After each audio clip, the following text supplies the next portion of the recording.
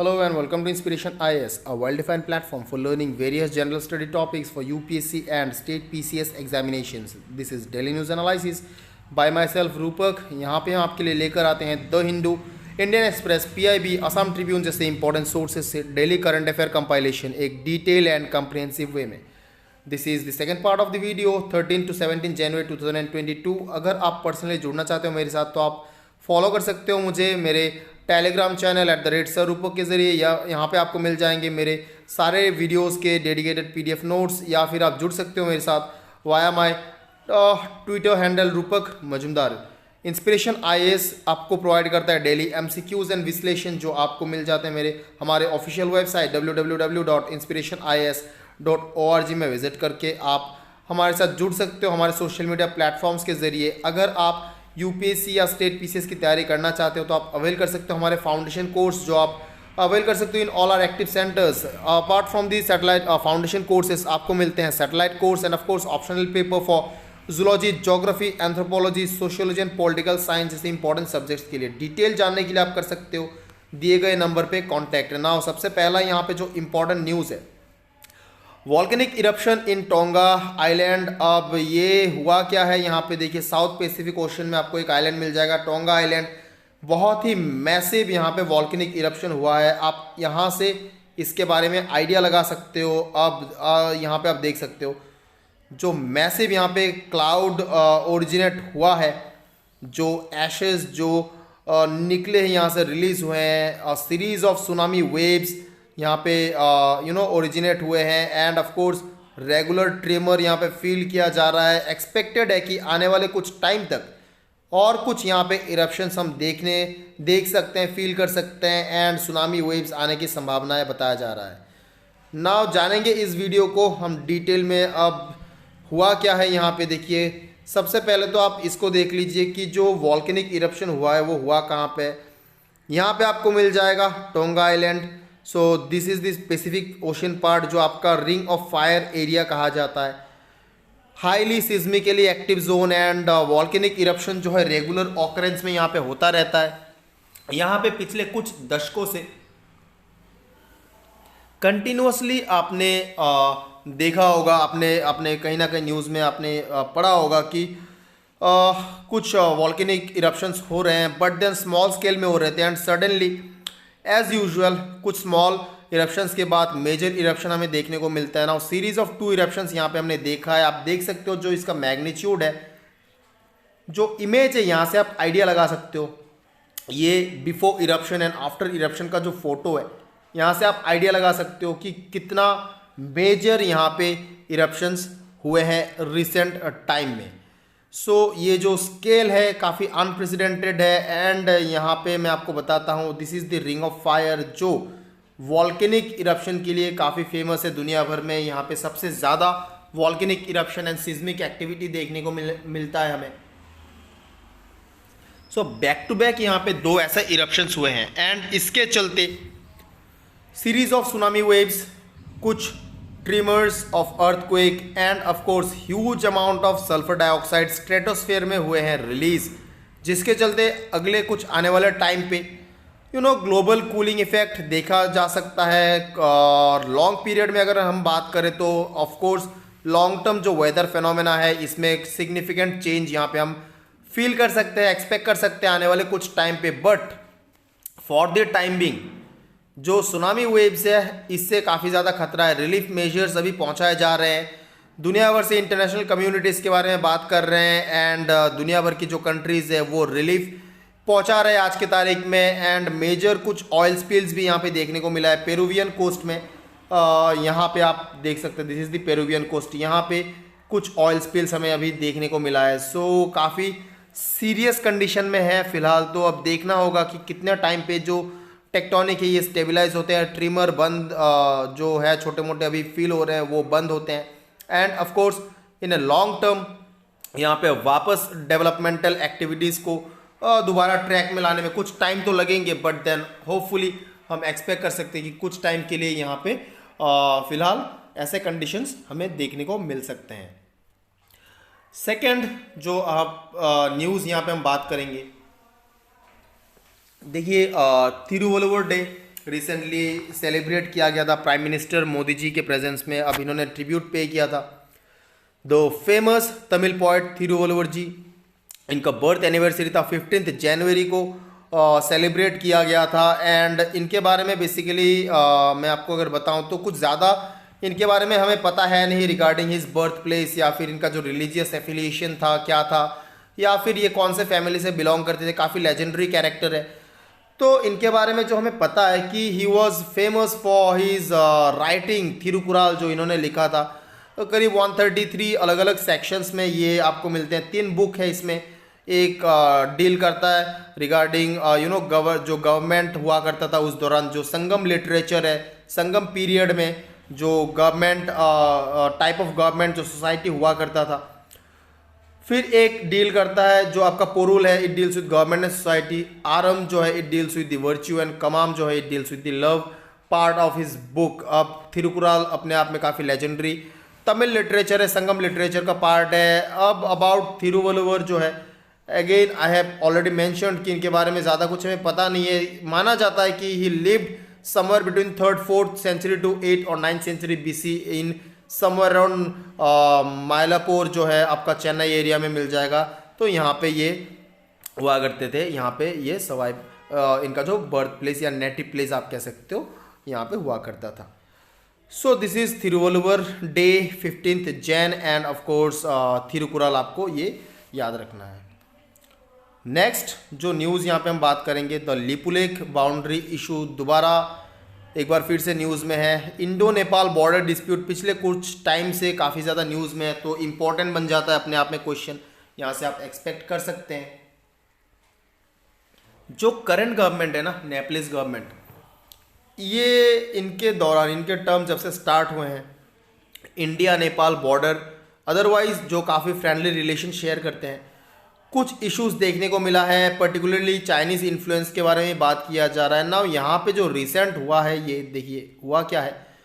जो इनका कम्युनिस्ट जो यूनिफाइड मार्क्सिस्ट लेनिनिस्ट पार्टी है, इन्होंने प्राइम मिनिस्टर शेर बहादुर देउबा जो है इनको कहा है to speak on the boundary issue and make its position clear on Lipulekh. अब लिपुलेख को लेकर एक क्लियर स्टैंड इन्होंने मांगा है। अब इसके चलते इंडियन एम्बेसी ने में एक स्ट्रेट फॉरवर्ड स्टेटमेंट जारी किया है। इन्होंने कहा कि देखिए, इंडिया का जो पोजीशन है on it's boundary with Nepal is well known, consistent and unambiguous. कोई एम्बिग्विटी नहीं है रिगार्डिंग द बाउंड्री जो डिमार्केशन है between India and Nepal.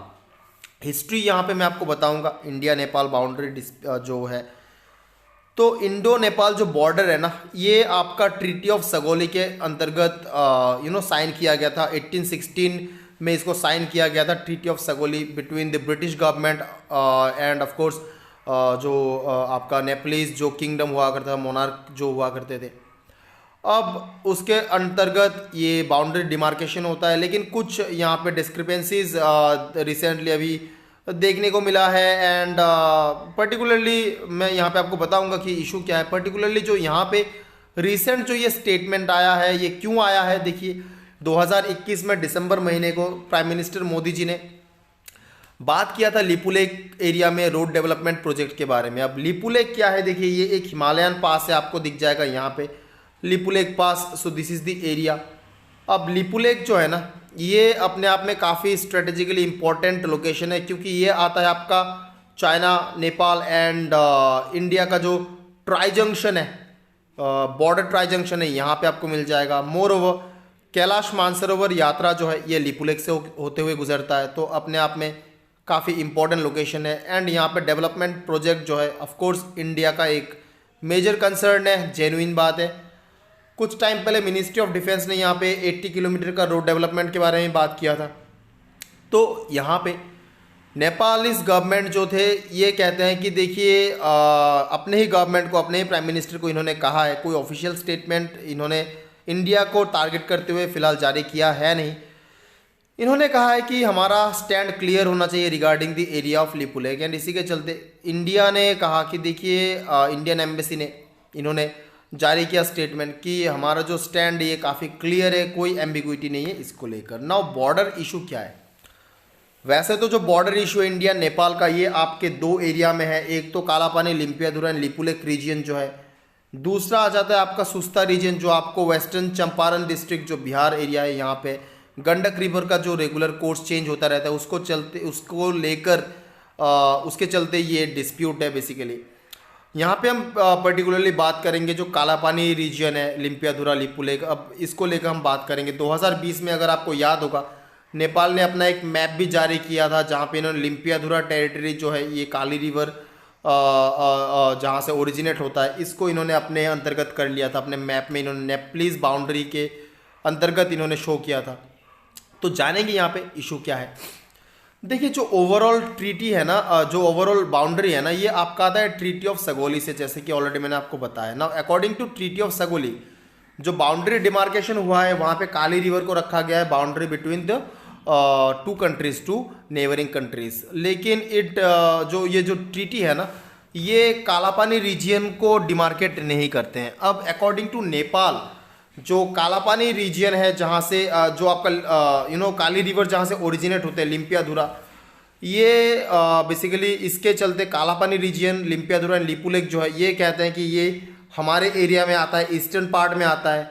But then India का मानना है कि नहीं, देखिए जो कालापानी रीजियन है, जो आपका काली रिवर है, वो काफ़ी नीचे ओरिजिनेट होता है, तो इसके चलते आपका जो ये रीजियन है कालापानी, लिम्पियाधुरा एंड लिपुलेख, ये इंडिया में आ जाता है। सो बेसिकली डिस्क्रिपेंसी जो है, it is related to the origin of Kali river. अब Kali river natural boundary form करता है दोनों कंट्री के बीच में। अब अकॉर्डिंग टू नेपाल जो है, ये क्या कहते हैं, देखिए, Kali river originates from stream at Limpiyadhura north west of Lipulekh, therefore Kalapani, Limpiyadhura and Lipulekh it fall to the east of the river and these are part of Nepal's Dharchula district, जो कि नेपाल का कहना है।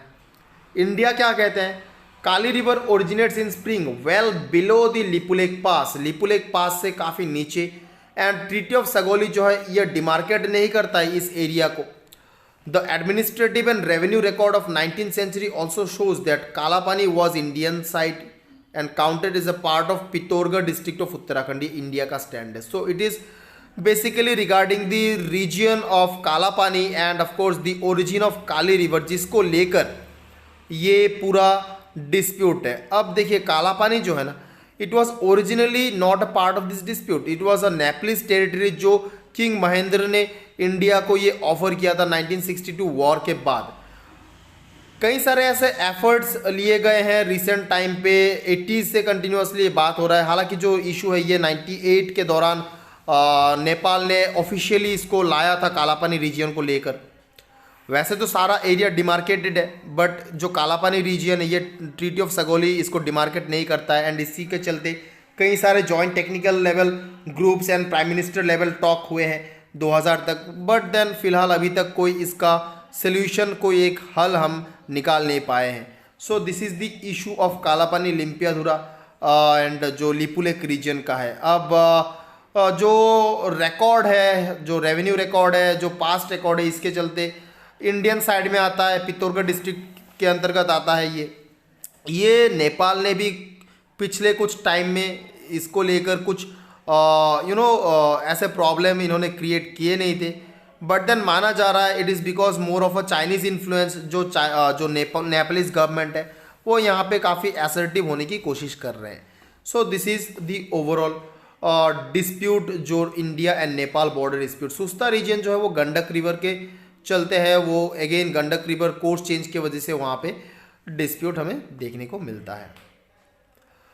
नेक्स्ट जो है, ऑक्सफैम का एक रिपोर्ट आया है, इसके चलते ये कह रहे हैं कि इंडिया जो है एक बहुत ही अनइक्वल कंट्री है। आप देख सकते हो आर्टिकल, ऑक्सफैम रिपोर्ट 2021 में, income of 84% household fell but number of billionaires grew. एक तरफ हाउस होल्ड इनकम कम हो रहा है 84% इंडियंस का, दूसरी तरफ जो बिलियनियर्स है ये भी नंबर बढ़ रहे हैं। एक तरफ आपका ये न्यूज़ कह रहा है कि India added 40 billionaires last year but number of poor doubled. The Hindu का आर्टिकल है, Oxfam report says over 16 crore more people forced into poverty in 2 years of pandemic. अब देखिए, दो तरह का यहाँ पे स्टोरी लाइन है। एक तरफ जहाँ पे बिलियनियर के नंबर बढ़ रहे हैं, अपना पैसा ग्रो कर रहे हैं, दूसरी तरफ जो है पुअर जो है वो और ज़्यादा पॉवर्टी की तरफ धकेले गए हैं पिछले 1-2 साल में पैंडेमिक के दौरान। अब यहाँ पे और कह रहे हैं कि जो ऑक्सफैम का रिपोर्ट है, कोविड जो है ये continue to ravage India and country का हेल्थ केयर बजट जो है its 10% decline from the revise estimate of budget 2021। तो एक तरफ आपका बिलियनियर्स के नंबर बढ़ रहे हैं, जो अमीर है और अमीर होते जा रहे हैं, जो गरीब है और गरीब होते जा रहे हैं। तो इनइक्वालिटी जो है इंडिया में काफ़ी सिग्निफिकेंट है एंड इनका रिपोर्ट कहता है इनइक्वालिटी किल्स। सो ये है इनका रिपोर्ट। अब ऑक्सफैम क्या है देखिए, Oxford committee for famine and relief, ये बेसिकली एक डेडिकेटेड वर्किंग एजेंसी है, ग्लोबल मूवमेंट है जो इनजस्टिस एंड पोवर्टी, मतलब जो इनइक्वालिटी एंड पोवर्टी है इससे डील करते हैं। And they work together to end the injustice of poverty. It was founded in 1942। Headquarter इसको आपका मिल जाएगा नैरोबी, केनिया में। दिस इज द रिपोर्ट जो ये पब्लिश करते हैं। Oxfam report titled Inequality Kills was released. The report pointed out a stark income divide worsened by the COVID pandemic globally and in India. जो major highlights है, widening economic, gender and racial inequalities के बारे में ये बात कर रहे हैं, as well as inequality that exists between the countries are tearing our world. देखिए दो तरह का inequality बात कर रहे हैं, एक तो intra within the country जो economic, gender and racial inequality है, as well as between two या फिर मोर देन टू कंट्रीज के बारे में ये इनइक्वालिटी के बारे में बात करें। Wealth of world's 10 richest man has doubled since the pandemic begin. तो जो अमीर है वो कैपिटलाइज कर पाए इस अपॉर्चुनिटी को, they took it as an opportunity double their income. The income of 99% of humanity are worse off because of कोविड-19। तो आप समझ सकते हैं जो इनइक्वालिटी है वो किस हद तक ग्रो हुआ है। Inequality contributes to death of at least 1% in every 4 second. Now again काफ़ी सिग्निफिकेंट इनका ये फाइंडिंग है। एक तरफ जहाँ पे जो 10 रिचेस्ट पर्सन है, आप देखिए इनका जो इनकम है वो डबल किया है इन्होंने इस पैंडेमिक के दौरान। दूसरी तरफ 99% जो है इनका जो इकोनॉमिक सिचुएशन है, इनकम है, ये और भी ज़्यादा डेटोरियोरेट हो गए हैं। हर 4 सेकंड में एक इंसान मर रहा है बिकॉज ऑफ दी दिस जो इनइक्वालिटी के वजह से, जो इनका जो पोवर्टी या फिर आप इम्पोवरिशमेंट जो है आप कह सकते हो। इकोनॉमिक वायलेंस जैसे कि unequal access to health care, gender based violence, poverty induced hunger, inequality of climate change crisis. क्या कह रहे हैं ये कि हेल्थ केयर में जो एक्सेस है, अब डेफिनेट सी बात है ये स्टार्क एक डिफरेंस हमें देखने को मिला है इस टाइम पीरियड में। जेंडर बेस्ड वायलेंस जो है एंड पर्टिकुलरली जो फीमेल है, इन्होंने काफ़ी सिग्निफिकेंट अमाउंट ऑफ यहाँ पे पैंडेमिक के दौरान हमने देखा है। क्लाइमेट चेंज क्राइसिस जो वेल ऑफ सेक्शन है, मोस्टली वही कंट्रीब्यूट कर रहे हैं क्लाइमेट चेंज में, जो इमिशन है इसमें, बट देन इसका जो हर्जाना है वो भुगतना पड़ रहा है, जो प्रॉब्लम फेस करना पड़ रहा है वो लोअर जो वेल ऑफ सेक्शन है उनके द्वारा इसका भुगतान करना पड़ रहा है, वो ज़्यादा सफ़र कर रहे हैं because of lack of access to institutional care. Vaccine apartheid के बारे में ये बात कर रहे हैं। रिच कंट्रीज में back their pharmaceutical monopoly billionaires and hoard vaccine to protect their population, but in so doing they push their own people towards risk of mutations that vaccine apartheid is creating. Vaccine apartheid basically एक concept है जहाँ पे जो unequal access to vaccination है इसको बताया जा रहा है। अब इससे प्रॉब्लम क्या होता है, देखिए वैक्सीन अपार्थाइड के चलते, मान लीजिए कोई एक कंट्री है ए जो अमीर कंट्री में से आता है, डेवलप कंट्री में से आता है, कंट्री बी जो है ये पुअर है। अमीर कंट्री जो है ए, इन्होंने क्या किया, अपने पॉपुलेशन के लिए वैक्सीन जो है इन्होंने रिजर्व करके रख दिए, स्टॉक करके रख दिए। दूसरी तरफ जो कंट्री बी है, यहाँ पे लोगों को एक्सेस नहीं मिला है वैक्सीन का। तो ऐसे में इन लॉन्ग रन ये बात कर रहे हैं वैक्सीन म्यूटेशन के चलते ये जो है पॉपुलेशन, अब बिकॉज जो वेल ऑफ सेक्शन है, डेवलप्ड सेक्शन है, ये काफ़ी कम है in terms of the percentage of total global population.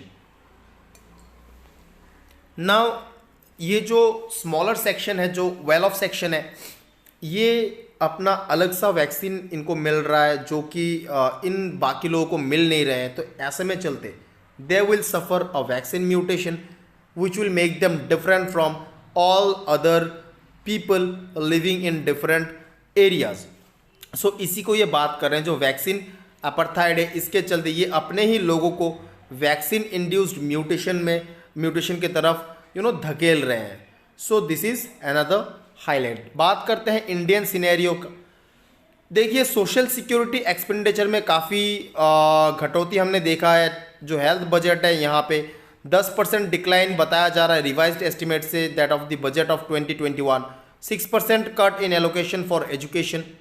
The budgetary allocation for social security scheme decline from 1.5% to only to somewhere around 0.6%। यानी कि जो सोशल सिक्योरिटी में हम 1.5% खर्चते थे, अभी टोटल यूनियन बजट का 0.6% है जो हम वहाँ पे खर्च रहे हैं।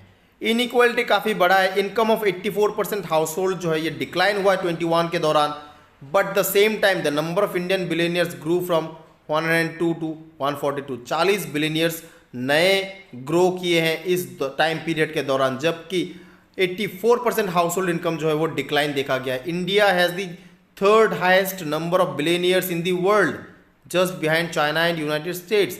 दूसरी तरफ इंडिया में जो पॉवर्टी का नंबर, जो number of people below poverty line, वो कुछ टाइम में पिछले पर्टिकुलरली पैंडेमिक के दौरान नंबर में हमें इजाफा देखने को मिला है, सिग्निफिकेंट नंबर में।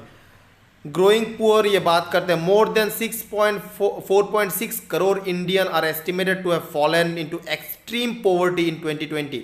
This is nearly half the global new poor according to United Nations. दुनिया में जितने नए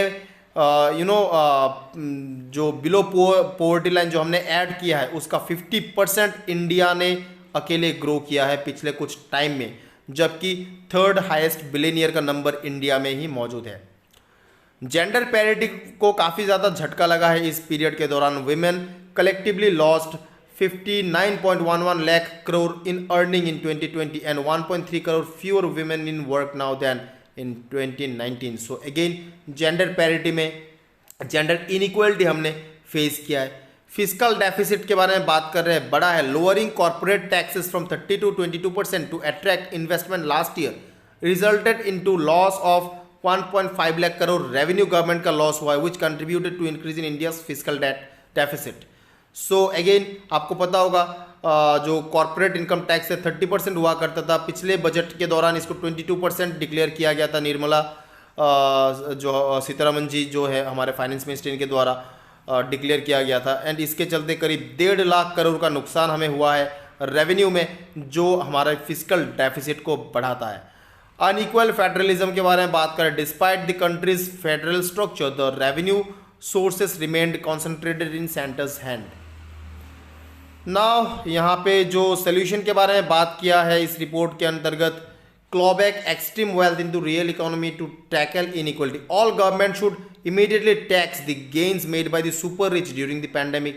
Self explanatory है, जितना भी आपने गेन किया है उसमें टैक्स लगाने की ज़रूरत है। Redirect that wealth to save lives and invest to our future. All government must invest in evidence-based and powerful policies to save lives and invest in our future. The legacy of pandemic must be quality, publicly funded and publicly delivered universal health care. So equi distribution of resource के बारे में ये बात कर रहे हैं। Change rules and shift power in economy and society. This includes ending sexist law, including those which means that nearly 3 billion women are legally prevented from having a same choice of jobs as men. So these are some of the suggestions जो इस report के अंतर्गत हमें provide किया गया है। So this is the overall analysis of the video. I hope this is very much clear for you. Thank you very much. Thanks a lot.